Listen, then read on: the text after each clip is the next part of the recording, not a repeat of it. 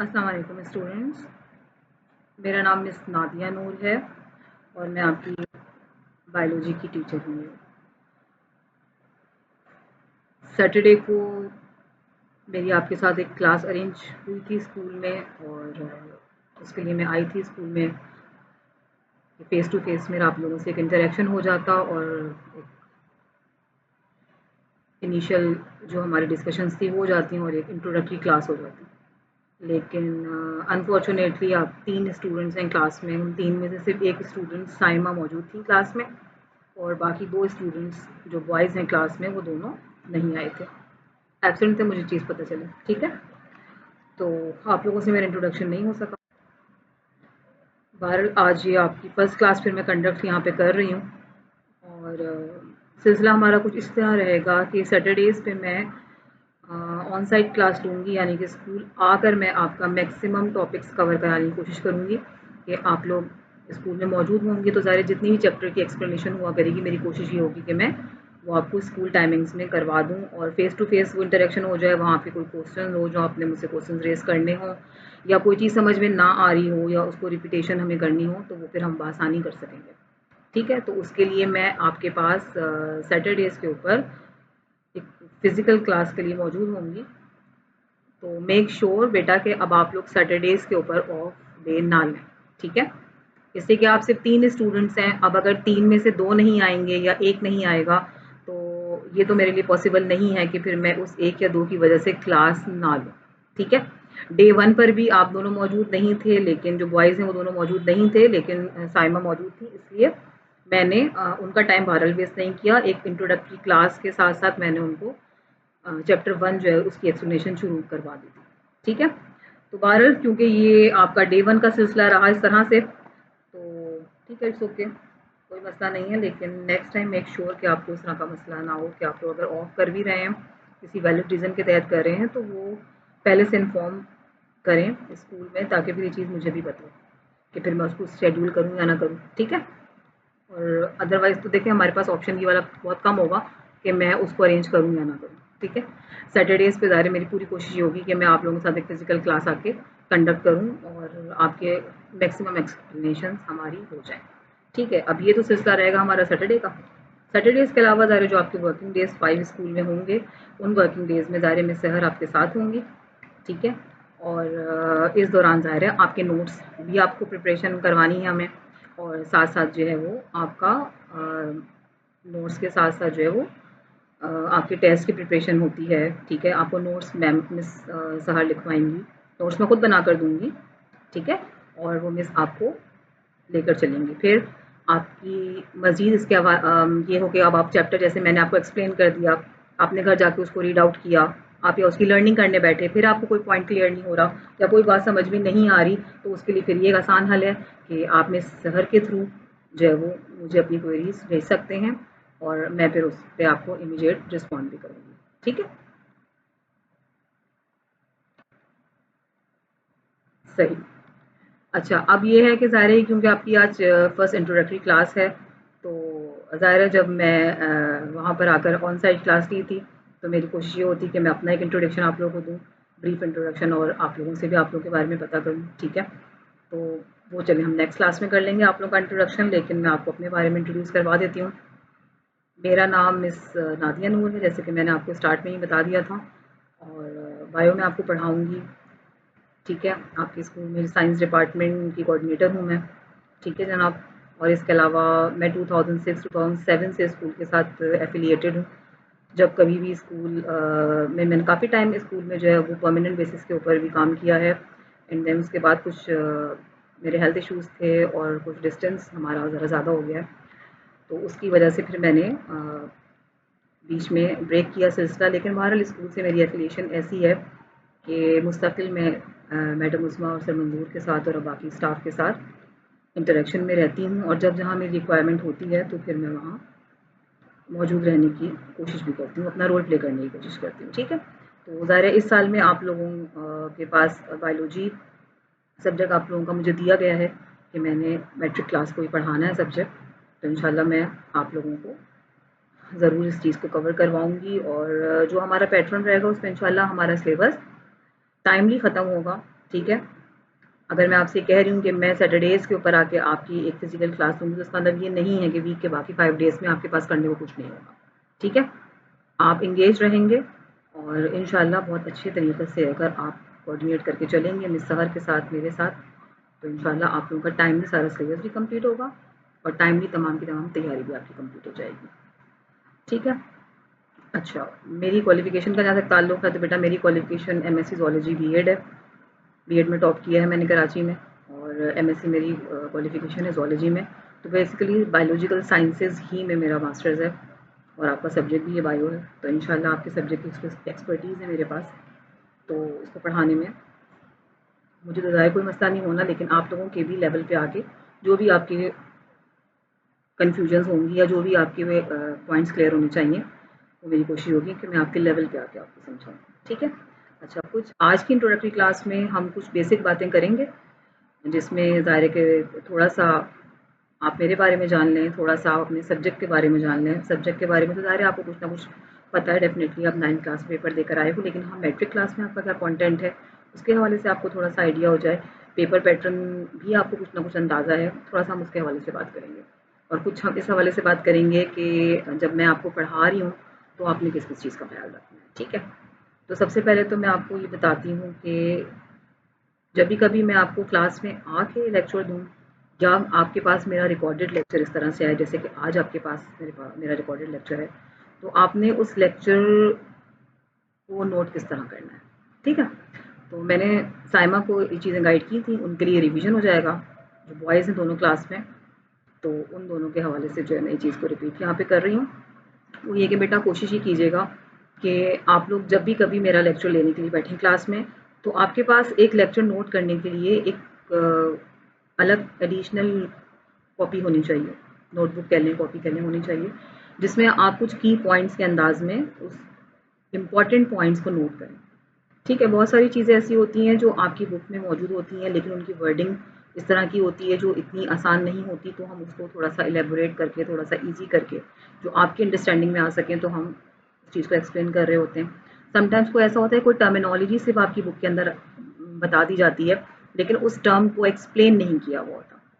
तो ठीक है, अगर वो टर्म आपके पेपर में नहीं भी पूछी जा रही, क्योंकि पेपर में तो वही कुछ आना होता है जो आपकी बुक में है, लेकिन क्योंकि वो टर्म वहीं यूज़ हो गई है, लेकिन उसके बारे में एक्सप्लेन नहीं किया गया, तो वो ज़ाहिर है क्वेश्चन बीच में कहीं न कहीं रह सकता है कि इस टर्म का क्या मतलब है, ठीक है? तो उस चीज़ को कहीं न कहीं एक्सप्लेन कर दिया जाता है। एक चीज़ की मैं बहुत ज़्यादा कोशिश करती हूँ कि ज़ाहिर है मैं आपको जो पढ़ा रही हूँ बायोलॉजी, तो उसके हवाले से मेरे पास तो ज़ाहिर है मास्टर्स लेवल तक की नॉलेज है। तो एक तरीक़ा तो ये हो सकता है कि मैं बहुत हाई-फ़ाई नॉलेज आपको बताऊँ, बहुत अपग्रेड करके चीज़ें बता दूँ, लेकिन हो सकता है वो आपके लेवल पे भी ना हो। ठीक है, तो सबसे पहली बात तो ये कि आपके लेवल पे रहते ही हमें पढ़ाना है, क्यों? उसके 2 रीज़न्स हैं। एक रीज़न तो ये है कि हम आपके लेवल पे रहकर इसलिए पढ़ाना चाहते हैं कि वो चीज़ आपकी अंडरस्टैंडिंग में आसानी से आ जाए। एंड देन ग्रेजुअली जब अगर आप इंटर में बायो रखते हैं, आगे क्लासेस में रखते हैं, तो फिर जो डिफ़िकल्टी लेवल है वो ग्रेजुअली अपग्रेड होता जाता है, ठीक है? दूसरा रीज़न जो है कि हम क्यों इसी लेवल पे रहकर पढ़ाना चाहते हैं, वो बड़ा इम्पोर्टेंट है। वो ये है कि आपकी जो मैट्रिक की टेक्स्ट बुक है, सिम टेक्स्ट बुक, बोर्ड की टेक्स्ट बुक, सिर्फ बायो की नहीं और सब्जेक्ट्स की भी, लेकिन क्योंकि मेरा सब्जेक्ट बायो है तो मैं बायो के हवाले से बेटा बात करूँगी। आपकी इन बुक्स में बाकायदा कंटेंट की मिस्टेक होती है, ठीक है? कुछ ऐसा कंटेंट मेंशन हुआ हुआ होता है जो कि गलत है, जो कि अपग्रेड हो चुका है, लेकिन आपको अनलकीली स्टिल वही पढ़ाया जा रहा है। इसकी बहुत आसान सी मिसाल ये है कि आप जब क्लासिफिकेशन पढ़ते हैं तो आप क्लास स्पाइसेस पढ़ते हैं। क्लास स्पाइसेस जो है वो उसमें आप फ़िश के बारे में पढ़ते हैं कि डिफरेंट टाइप ऑफ फ़िश जो है वो उसके अंदर होती है, ठीक है? लेकिन अब क्लास स्पाइसेस नहीं पढ़ाई जाती है, ठीक है? तो हम ऐसे में ये करते हैं कि हम अपने स्टूडेंट्स को बता देते हैं कि बेटा आपकी बुक में जो ये चीज़ लिखी हुई है, ये अब अपग्रेड हो गई है या ये कंटेंट में गलती है, ठीक है? और आपको सही चीज़ भी साथ बता देते हैं। लेकिन हम आपको ये हरगिज़ भी नहीं कहते कि आप अपने नोट्स में जो है वो सही चीज़ लिख लें, जो कि मैं आपको बता रही हूँ, ठीक है? या जो कि अब सही हो चुकी है, ठीक है? अपग्रेडेड जो वर्ज़न है आप उस अंदाज़ में काम कर लें। ऐसा हम क्यों नहीं करते? उसका बहुत स्ट्रॉन्ग रीज़न है और वो ये कि आपका जब बोर्ड का पेपर बनता है, तो उसके साथ ही उसकी एक आंसर शीट बन जाती है, ठीक है? एक आंसर शीट साथ ही उसके बन जाती है, जो कि साथ ही सेव कर ली जाती है। तो जब आपका एग्जामिनर कॉपी चेकर जो होता है, जो कॉपी आपकी चेक करता है, वो उसी आंसर शीट के अकॉर्डिंगली आपकी कॉपी चेक करता है। ठीक है, सही। और वो जो आंसर शीट होती है वो आपकी टेक्स्ट बुक के अकॉर्डिंगली बनाई जाती है। क्यों बनाई जाती है? इससे कि हमारे मैट्रिक बोर्ड का जो हाल है, जो हालात हैं, वो अब आप लोग क्योंकि 1 साल इसमें गुजार चुके हैं मैट्रिक बोर्ड में, 9th के एग्जाम्स दे चुके हैं, तो शायद आप लोगों को कुछ चीज़ों का आइडिया हो गया हो। यहाँ सिलसिला ये होता है कि ये लाजमी नहीं है कि आपका जो चेकर हो कॉपी का वो बायोलॉजी का टीचर हो सकता है वो किसी दूसरे सब्जेक्ट का टीचर हो। ठीक है, तो वो इसलिए बासानी चेक कर लेते हैं ये पेपर कि उनके पास क्योंकि आंसर शीट मौजूद होती है, तो वो आंसर शीट को फॉलो करते हुए पेपर चेक कर लेते हैं। ठीक है, तो अब एक ऐसा टीचर जिसको खुद पता ही नहीं है, बायोलॉजी के बेसिक सब्जेक्ट के बारे में ही नहीं पता, और वो उसकी कॉपी चेकिंग कर रहा है बैठ के, तो उसको तो ये बिल्कुल भी नहीं पता चलेगा कि भाई क्लास स्पाइसेस अगर यहाँ पढ़ाई गई थी तो वो तो गलत है। तो अब इस बच्चे ने जो लिखा है वो तो बिल्कुल आगे लेवल की बात कर दी है और सही कंटेंट लिखा है, वो तो आपके नंबर वहीं पे खत्म हो जाएंगे, डिटेक्ट हो जाएंगे। ठीक है, तो इस बुनियाद पर हम आपको बुक के कंटेंट में से ही पढ़ाने की कोशिश करते हैं, लेकिन जहाँ जिस कॉन्सेप्ट को सही करने की रिक्वायरमेंट होती है वो मैं ज़रूर करती हूँ साथ साथ, ताकि बच्चों को सही और गलत में फ़र्क करना आ जाए। ठीक है, एक अच्छा स्टूडेंट वो होता है जो अपनी स्टडीज़ को इस लेवल पे लेकर जाए कि वो बुक के कंटेंट में से भी मिस्टेक निकाल सके, और एक अच्छा टीचर भी ज़ाहिर वही होता है। सही। तो ये ज़रूरी नहीं होता कि जो कुछ बुक में लिखा है वो सब कुछ ही सही हो, कभी-कभी उसमें गलती होती भी है। उसकी वजह ये कि हमारे यहाँ चीज़ें सारे अपग्रेड नहीं होती, एडिशंस दूसरे आ जाते हैं, एडिशंस रिवाइज़ होके आ जाते हैं, लेकिन जो कंटेंट में अगर कोई तब्दीली करनी है, तो वो जो हमारे यहाँ बुक्स लिखने वाले हैं, जो राइटर्स हैं, वो उन करेक्शंस की तरफ नहीं जा रहे होते अक्सर, इसलिए ये गलतियाँ आपकी रह जाती हैं। अच्छा, अब इसी से रिलेटेड दूसरी बात है और वो ये कि नोट्स, ज़ाहिर है नोट्स एक बहुत इंपॉर्टेंट टॉपिक होता है स्टूडेंट्स के लिए कि भाई नोट्स चाहिए। सही, डिफरेंट जगहों के नोट्स यूज़ कर रहे होते हैं। अच्छा, मैं हमेशा अपने स्टूडेंट्स को ये गाइड करती हूँ कि नोट्स, आपके जो बेस्ट नोट्स हैं वो आपकी टेक्स्ट बुक में ही मौजूद हैं। ठीक है, और टेक्स्ट बुक में ही मौजूद है का मतलब क्या है? इसका रीज़न अभी मैंने आपको बताया कि आपकी कॉपी चेक ही बेसिकली टेक्स्ट बुक की बेस पर होनी है। अब मैं बहुत अच्छे नोट्स लिखवा दूँ, बहुत अलग तरह के नोट्स लिखवा दूँ, ठीक है, लेकिन चेकर को आइडिया ही नहीं है क्योंकि उसके उसका इल्म ही शायद उतना नहीं है। अगर समटाइम्स ये भी होता है कि वहाँ जो सब्जेक्ट टीचर बैठा हुआ पढ़ा भी रहा होगा, तो उसके पास अगर उस लेवल की नॉलेज नहीं है जो मैंने आपको लिखवा दी भाई इस बेस पे कि भाई मैं तो मास्टर्स लेवल तक की नॉलेज है मेरे पास, लिहाजा मैं बहुत हाई फाई नोट्स आपको लिखवा दूँ। चेकर जो है वो, अगर वो इंटर साइंस है या ग्रेजुएशन है उसने साइंस में किया हुआ है, तो वो तो उस बेस के ऊपर जो है वो, अगर वो बहुत ज़्यादा इस तरह की नॉलेज नहीं रखता तो फिर तो उसको समझ में भी नहीं आएगी, एंड अगेन फिर वो आपके नंबर्स का मसला होगा। क्योंकि ज़ाहिर है हम बेसिकली नॉलेज के लिए तो पढ़ रहे होते हैं, लेकिन ज़ाहिर है हमारा एजुकेशन सिस्टम ऐसा है कि वहाँ हमें नंबर गेम को भी देखना पड़ता है। ठीक है, तो लेकिन हाँ, हम करते क्या हैं, हम अपने नोट्स को दूसरों से अलग करने के लिए, हम अपने नोट्स को थोड़ा बेहतर करने के लिए हम ये करते हैं कि हम उसमें कुछ एडिशंस कर देते हैं, कुछ हेडिंग्स ऐड कर देते हैं। ठीक है, अगर हम डिफरेंसेस कर रहे हैं तो उनको हम उनकी प्रेजेंटेशन इस तरह से कर देते हैं कि आपका जो भी आंसर है वो प्रेजेंटेबल हो जाए। ठीक है, तो मैं आपके जितने भी नोट्स बनाऊंगी और जहां अगर कहीं रिक्वायरमेंट होगी तो हम कुछ चीज़ ऐसी भी ऐड करते हैं जो आपकी बुक के अलावा भी होती है, लेकिन वो रिक्वायरमेंट की बेस पर होती है। आपको ये बात पता होगी कि ज़ाहिर है आपके साइंसेस के ये सब्जेक्ट्स हैं, इनमें आपको बात टू द पॉइंट करनी है। अगर आपका 3 नंबर का सवाल है, आपको उसमें 3 मार्क्स के हवाले से 3 पॉइंट्स ही बताने हैं। ठीक है, ये नहीं करना कि अगर आपसे 3 मार्क्स का क्वेश्चन है, आपका अगर कोई शॉर्ट क्वेश्चन है 4 मार्क्स का, उसमें कोई 4 पॉइंट्स पूछे आपसे, तो आप उसमें 8-10 पॉइंट बता रहे हैं। नहीं, आपको उतना ही लिखना है जितना आपसे पूछा गया है, लेकिन आप जो लिख रहे हैं वो पॉइंट्स अच्छे होने चाहिए। ठीक है, वो वाज़ेह होने चाहिए, क्लियर होने चाहिए। ठीक है, इसी तरीके से जहाँ आपकी डायग्राम्स के क्वेश्चंस होते हैं वहाँ आपकी डायग्राम्स नीट एंड क्लीन होनी चाहिए। बहुत सारे बच्चे बायो में ऐसे होते हैं जिनकी ड्राइंग बहुत अच्छी नहीं रहती। ठीक है, तो एक बात ध्यान में रखिएगा कि बायोलॉजी में ड्राइंग का कोई दखल नहीं है।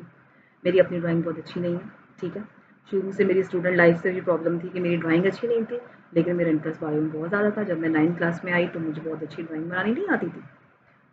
तो आज मैं एमएससी ज़ूलॉजी हूँ, तो उसमें मेरी जो 9th क्लास में क्लास टीचर थी, वो मुझे बायो भी पढ़ाती थी, वहाँ उनकी गाइडेंस का हाथ है। अल्हम्दुलिल्लाह उन्होंने मुझे बात गाइड की कि बेटा आपको बायो में स्केचिंग करनी होती है, बेसिकली ड्राइंग नहीं करनी होती, ठीक है? लिहाज़ा आपको बेसिक स्केच बनाकर उसको एक्सप्लेन करना होता है, ठीक है? अब अक्सर स्टूडेंट्स के ज़हन में ये होता है कि वो कलरफुल डायग्राम बना दें, कलर्ड मार्कर से बना दें। आपके पास एडिशनल टाइम है और अगर आपको वहाँ से क्या कहते हैं आप ये कर सकते हो तो इट्स ओके। अदरवाइज़ आपको वही पेंसिल से अपनी diagram basic neat and clean आप नोट करें कि आपके पास जो इंस्ट्रक्शन होती है डायग्राम के हवाले से वो यही होती है नीट एंड लेबल्ड डायग्राम। यानी कि साफ-सुथरी डायग्राम हो, वाज़ेह हो और प्लस उसमें लेबलिंग जो आपने की है वो बिल्कुल क्लियर हो। और जितने पॉइंट्स लेबलिंग के थे वो तमाम तर उसमें मेंशन हो। ऐसा ना हो कि मैंने एक बहुत खूबसूरत आर्ट का कहते हैं ना एक पीस बना दिया, लेकिन मैंने लेबल तो पूरा किया ही नहीं। मैंने बहुत अच्छे कलर कर दिए उसमें, मैंने उसमें कलर्ड मार्कर्स यूज़ कर लिए, उसका कोई फ़ायदा नहीं, ठीक है? तो आपको जो बायोलॉजी में डायग्राम है वो basically basic sketch with labelling, ये आपकी मेन रिक्वायरमेंट होती है, ठीक है? ये चीज़ हो गई। अच्छा, मैंने आपको हाँ, स्टार्ट में भी वाली बात कही थी कि आप जब भी मैं आपको कोई चीज़ एक्सप्लेन करूँगी, तो आपके पास एक लेक्चर नोट करने की कॉपी होनी चाहिए। अब से आप लोग इस प्रैक्टिस पर आओ कि लेक्चर नोट कैसे किया जाता है, ठीक है? की पॉइंट्स बनाकर, इम्पोर्टेंट पॉइंट्स बनाकर जो है वो आप नोट करते हैं। कोई इम्पोर्टेंट डेफिनेशन हो तो ज़ाहिर है वो मैं लिखवा भी दिया करूँगी, आप वो नोट कर लें अपने आप पास, ठीक है? सम टाइम हम किसी मतलब चार्ट के ज़रिए, ठीक है ना, किसी रे डायग्राम के ज़रिए हम चीज़ को ज़्यादा आसानी से एक्सप्लेन कर देते हैं, ठीक है? तो वो चीज़ आपको करनी आना चाहिए, सही है? और ये चीज़ करते-करते फिर जब आप इस प्रैक्टिस में अभी से आ जाएँगे ना, तो जब आप यूनिवर्सिटी लेवल पे जाएँगे तो आप जब अपने टीचर का लेक्चर नोट कर रहे होंगे, तो आप उसी टाइम पर बैठकर ऑन द स्पॉट अपने नोट्स बनाने के काबिल हो जाएँगे, ठीक है? मैंने कभी अपनी स्टूडेंट लाइफ़ में आपको मैं अपने बारे में आज एक बात बताती हूँ। मैंने कभी भी अपनी स्टूडेंट लाइफ़ में बेटा नोट्स नहीं बनाए, इसलिए कि मुझे लगता था कि ज़ाहिर जब हम 9-10 तक होते हैं तब तक तो हमारे टीचर्स डेफ़िनेटली स्कूल में बहुत बड़ी ब्लेसिंग है कि हमें एक तरह से देखा जाए तो स्पून फीडिंग की जा रही होती है कि भाई टीचर्स हमें हर चीज़ कंप्लीट करवाते हैं। लेकिन ज़ाहिर है इससे आगे की क्लासेस में ऐसा नहीं होता, ख़ासकर यूनिवर्सिटी लाइफ़ में आकर आपको अपने नोट्स खुद बनाने होते हैं। लिहाज़ा मैं देखती थी कि स्टूडेंट्स पहले रफ़ में लिखते हैं, फिर नोट्स अपने अरेंज करते हैं, फिर उनको फेयर करते हैं, फिर लिखते हैं। मुझे लगता था इसमें बहुत ज़्यादा टाइम लगेगा, तो बहुत ज़्यादा टाइम मेरा वेस्ट हो जाएगा एक तरह से। तो मैं फिर अपना लेक्चर ही इस तरह नोट करती थी कि मैं अपने हाथ में हमेशा 2 पेन रखती थी, एक ब्लैक एंड ब्लू के साथ-साथ जो हेडिंग्स हैं वो भी मैं लिखती जाऊँ और उनके बीच में कंटेंट भी मेंशन करती जाऊँ। तो उसमें फिर लेक्चर नोट करने से 2 बातें होती हैं। एक तो आपको लेक्चर नोट करना आता है, नोट्स बनाने आ जाते हैं और दूसरा आपकी राइटिंग स्पीड तेज़ हो जाती है। क्योंकि जब आपका टीचर आपको एक चीज़ वर्बली बता रहे हैं, अभी तो ज़ाहिर है मैं आपको बार-बार रिवाइज़ भी करूँगी चीज़ों को कि आप नोट कर सको। लेकिन जब आप आगे की सीनियर क्लासेस में जाते हो तो आपके टीचर्स तो रवानी में बोल रहे होते हैं, फ्लुएंटली वो चल रहे होते हैं। आप फिर उसी स्पीड पे एक लेवल आता है कि आप जिस तरह टीचर बात कर रहे हैं, आप उसी स्पीड पे लिखना शुरू कर देते हैं। तो मैं फिर ये करती थी कि भई मैं जहाँ हेडिंग्स हैं वो हाथ के हाथ हेडिंग्स डाली, उनके बीच के जो पॉइंट्स हैं मैं वहीं लिखती गई।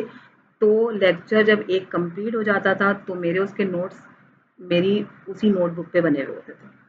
तो मैंने कभी नोट्स नहीं बनाए। मैंने बीएड में टॉप किया कराची में, मैंने आप लोगों को बताई ये वाली बात। तो जब मैं अपने कॉलेज गई विज़िट पे, मेरे टीचर्स ने मुझे मेरे जूनियर जो क्लास थी उनसे मिलवाया। सबने मुझसे कहा कि आप प्लीज़ अपने नोट्स हमें दे दें या आप हमें बता दें आपने कौन से नोट्स यूज़ किए थे।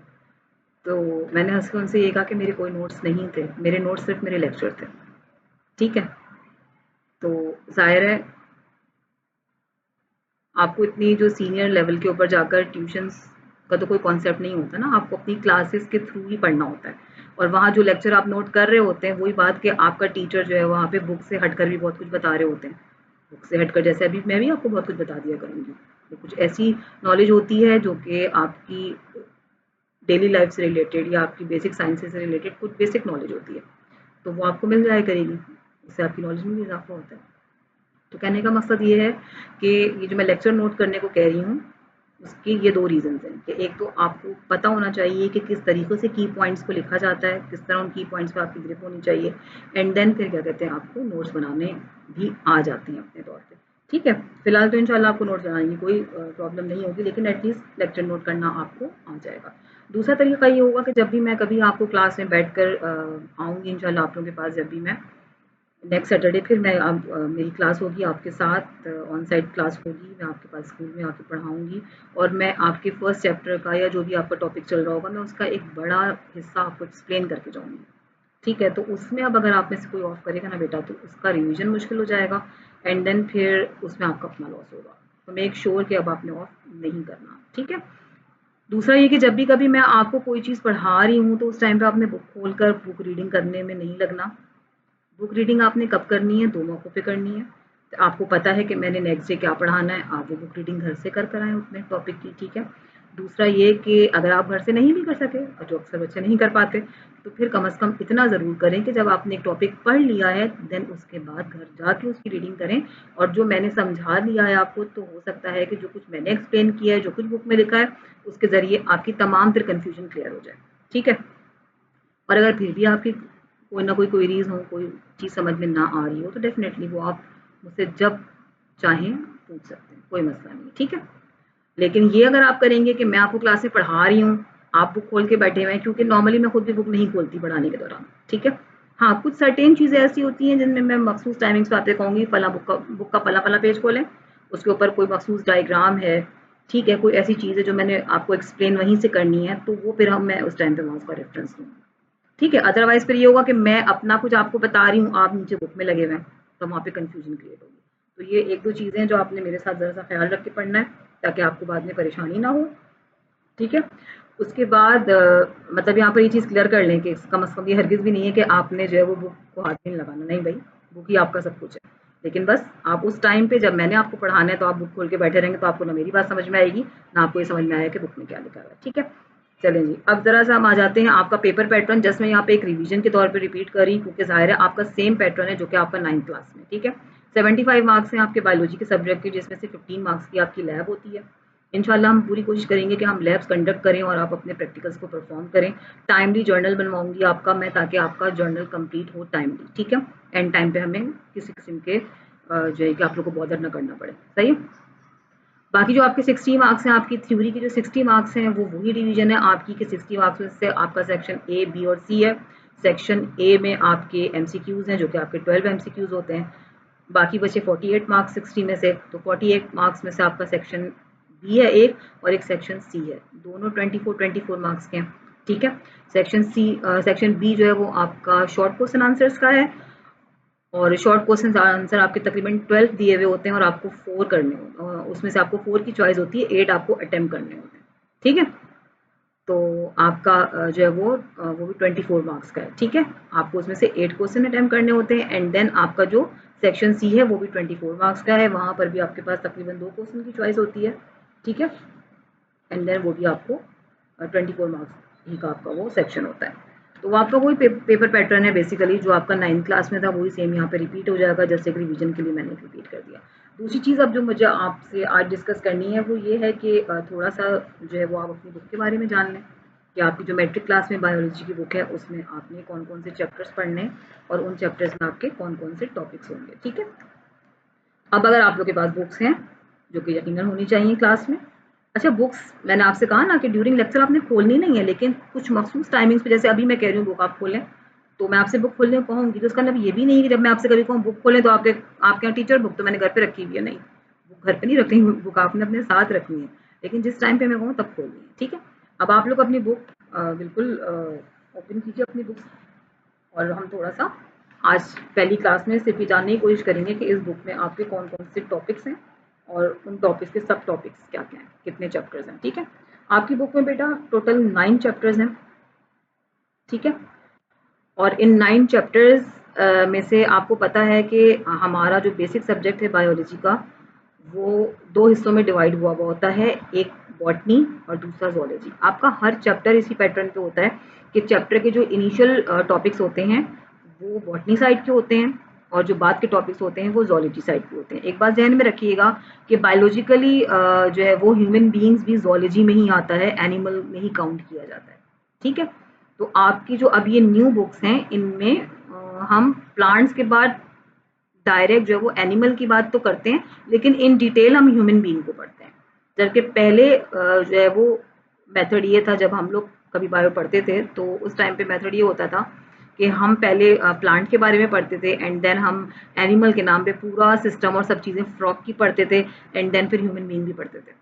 तो वहाँ पे बड़ा लेंथी था, वहाँ फ्रॉग इसलिए पढ़ाया जाता था कि एक्सपेरिमेंट अभी भी आपके जो सिस्टम वगैरह है वो हम फ्रॉग के ऊपर ही कर रहे होते हैं, देख रहे होते हैं फ्रॉग के ऊपर ही, तो हम उसके बारे में डिटेल में पढ़ते भी थे। अब ये चीज़ स्किप कर दी गई है, तो बहरहाल हम जहाँ भी एनिमल की बारी आएगी ज़ूलॉजी साइड की, तो वहाँ पर हम ह्यूमन बीइंग को पढ़ रहे होते हैं। ठीक है, एक बेसिक चीज़ ध्यान में रखिएगा।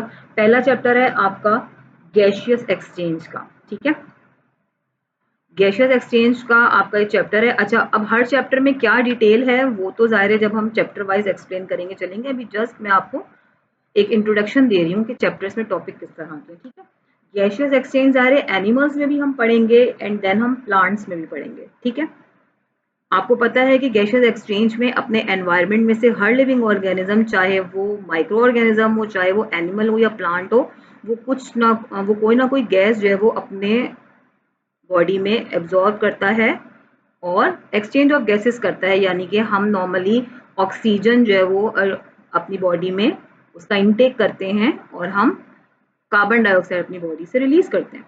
ठीक है, ये एक जनरल गैसियस एक्सचेंज है जो हमें ह्यूमन बीइंग से पता क्या होता है। लेकिन हम पहले यहाँ प्लांट्स के बारे में पढ़ेंगे, तो प्लांट्स में भी गैसियस एक्सचेंज इसी तरीके से होता है, लेकिन प्लांट में गैसियस एक्सचेंज दो रीजंस के तहत होता है।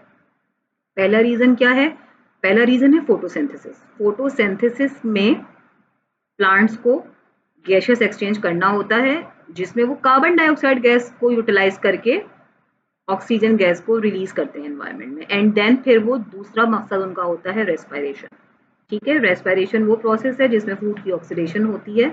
किस चीज़ के लिए? एनर्जी गेन करने के लिए। ये मैं आपको डिटेल में करवाऊंगी, इसकी डेफिनेशन सब कुछ जब मैं चैप्टर स्टार्ट करवाऊंगी। तो बेसिकली हम प्लांट का जब टॉपिक पढ़ेंगे इसमें गैसियस एक्सचेंज में, तो हम दो टॉपिक्स पढ़ेंगे इसमें, एक फोटोसिंथेसिस और दूसरा रेस्पिरेशन।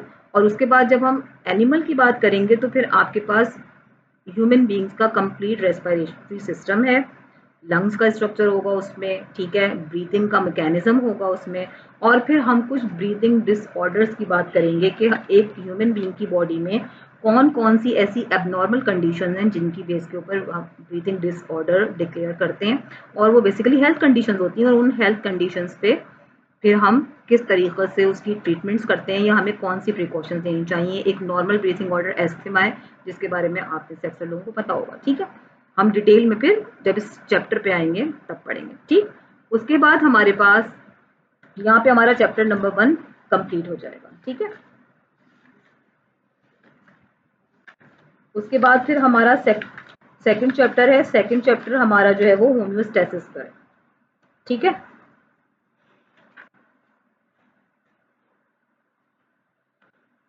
ओके, होम्योस्टेसिस बेसिकली क्या है? अगेन वही वाली बात, मैं आपको एक जनरल इंट्रोडक्शन दे रही हूँ, इस वक्त बहुत डिटेल में नहीं जाऊंगी।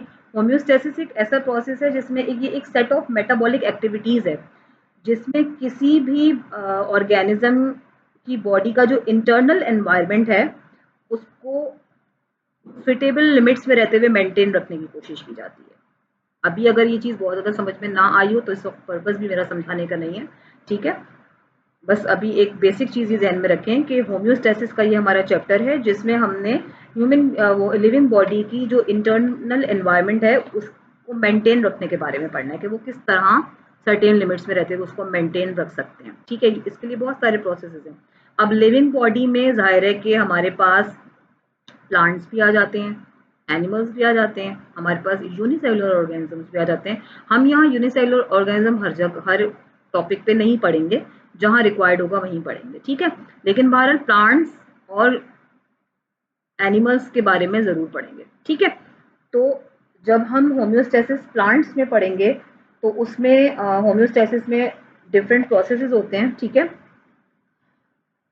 हम वो पढ़ेंगे जैसे कि ऑस्मो रेगुलेशन का प्रोसेस होता है वो पढ़ेंगे। ठीक है, फिर प्लांट्स में भी एक्सक्रीशन होती है, जो हमारा एक्सक्रीशन का प्रोसेस है ये भी होम्योस्टेसिस में ही काउंट होता है। ठीक है, और उसके बाद फिर एक्स्ट्रा वाटर, आपको पता है प्लांट्स के अंदर रिटेन जो हो जाता है वाटर, उस एक्स्ट्रा वाटर को कैसे वो अपनी बॉडी से एक्सक्रीट आउट करेंगे, उसके लिए हमारे पास डिफरेंट प्रोसेसेस हैं। ट्रांसपायरेशन का प्रोसेस है, वेजिटेशन का प्रोसेस है, ये प्रोसेस हम पढ़ेंगे। ठीक है, उसके बाद हमारे पास प्लांट्स में ना डिफरेंट टाइप ऑफ प्लांट्स होते हैं।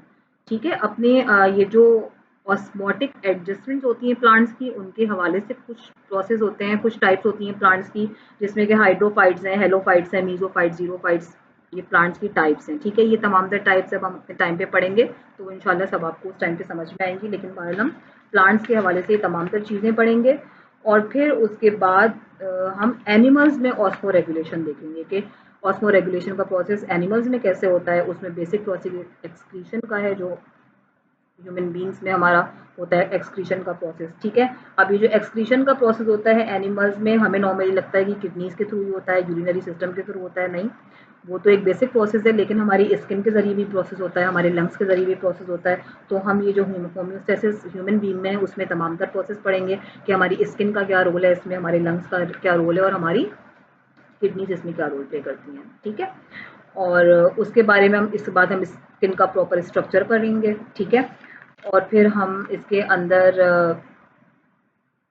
लंग्स का फिर रोल पढ़ेंगे। स्किन का रोल पढ़ लिया, फिर लंग्स का रोल पढ़ेंगे, फिर जब किडनीज का रोल पढ़ेंगे तो हम पूरा यूरिनरी सिस्टम पढ़ेंगे। तो यूरिनरी सिस्टम का मेन पार्ट हमारी किडनीज हैं, तो हम किडनी का स्ट्रक्चर पढ़ेंगे। और ह्यूमन किडनी के स्ट्रक्चर के साथ साथ हम पढ़ेंगे ह्यूमन किडनी की जो स्ट्रक्चरल एंड फंक्शनल यूनिट है वो नेफ्रॉन है। ठीक है, नेफ्रॉन, किडनी के जो सेल्स होते हैं उनको नेफ्रॉन कहते हैं। उस नेफ्रॉन का स्ट्रक्चर एंड देन उस नेफ्रॉन में किस तरीके से ये पूरा प्रोसेस होता है, आपकी जो है वो फिल्ट्रेशन का प्रोसेस किस तरीके से होता है, ये पूरे प्रोसेस को हम डिटेल में पढ़ेंगे। तो यहाँ पर जो आपका किडनी का स्ट्रक्चर है, इसकी अक्सर डायग्राम पेपर में पूछ लेते हैं। ठीक है, ये जो किडनी के अंदर सारा फंक्शन हो रहा है, ये आपका अक्सर लॉन्ग क्वेश्चन में आ जाता है।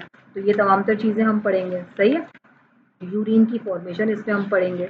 फिर यहाँ पर डिसऑर्डर से रिलेटेड आ जाता है कि हमारे पास किडनी स्टोन बन जाते हैं, वो कितनी टाइप के होते हैं, किडनी फेलियर क्या होती है, किडनी डायलिसिस क्या होता है। ठीक है, ये तमाम तर चीज़ें हम पढ़ेंगे आपके सेकंड चैप्टर में। ठीक है, एक अच्छा डिटेल्ड चैप्टर है।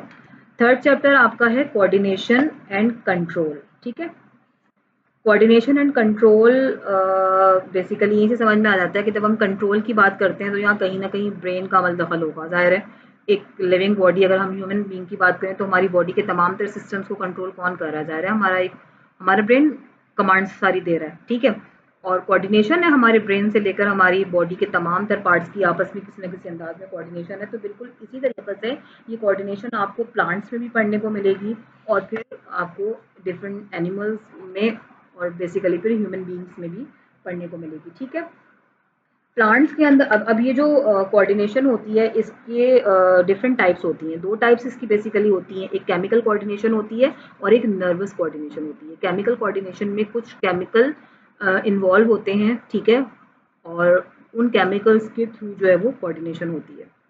ये प्रोसेस आमतौर पे प्लांट्स में कोऑर्डिनेशन केमिकल कोऑर्डिनेशन ही होती है। ठीक है, जो नर्वस कोऑर्डिनेशन होती है उसमें हमारा पूरा नर्वस सिस्टम इन्वॉल्व होता है, जिसमें कि हमारा ब्रेन है, स्पाइनल कॉर्ड है, डिफरेंट नर्व सेल्स हैं। ठीक है, ये तमाम तर चीज़ें इन्वॉल्व होती हैं, तो ये नर्वस कोऑर्डिनेशन कहलाती है। तो ये नॉर्मली ह्यूमन बींग्स और एनिमल्स में होती है। ठीक है, तो कोऑर्डिनेशन की दोनों टाइप्स हम यहाँ पे पढ़ेंगे, और कोऑर्डिनेशन की दोनों टाइप्स जो हम पढ़ेंगे तो फिर ज़ाहिर है हम उनके दरमियान डिफरेंसेस भी पढ़ेंगे कि भाई इनमें क्या डिफरेंस होता है। फिर जब हम ह्यूमन बींग्स में कोऑर्डिनेशन की बात करेंगे तो वहाँ तो मेन चीज़ नर्वस सिस्टम है।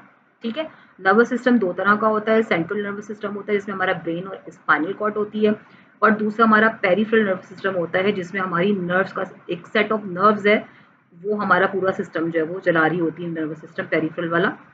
हम उसके बारे में पढ़ेंगे, इनके डिफरेंसेस को देखेंगे। ठीक है, अभी आपको कोई टर्म अगर नहीं समझ में आ रही, बल्कि मैक्सिमम नहीं भी समझ में आ रही होगी, मेरा मकसद यहाँ पे आपको कुछ समझाना नहीं है। मेरा मकसद सिर्फ और सिर्फ इस वक्त आपकी बुक से आपको एक तरह से कह लेंगे इंट्रोड्यूस करवाना है कि आपकी बुक में क्या क्या चीज़ें मौजूद हैं, और वो जब हम अपने टाइम पे सब चीज़ें करेंगे तो इंशाल्लाह इन डिटेल करेंगे, और आपको फिर हर कॉन्सेप्ट क्लियर भी साथ साथ होगा। ठीक है, लिहाजा हम यहाँ पर नर्वस सिस्टम और उसकी टाइप्स के ऊपर बात करेंगे। जब हम नर्वस सिस्टम की बात करेंगे तो फिर जाहिर है जिस तरीके से हमने किडनी में पढ़ा था कि नेफ्रॉन उसकी स्ट्रक्चरल एंड फंक्शनल यूनिट है, इसी तरीके से हमारे नर्वस सिस्टम की जो स्ट्रक्चरल एंड फंक्शनल यूनिट है वो है न्यूरॉन। ठीक है, तो ये बच्चों को कंफ्यूजन भी आती है, ये कंफ्यूजन भी हमें दूर करनी होगी कि भाई न्यूरॉन नेफ्रॉन में क्या फ़र्क है। तो ज़ाहिर है जैसे नेफ्रॉन किडनी का एक सिंगल सेल है, इसी तरह हमारा न्यूरॉन जो है वो हमारे नर्वस सिस्टम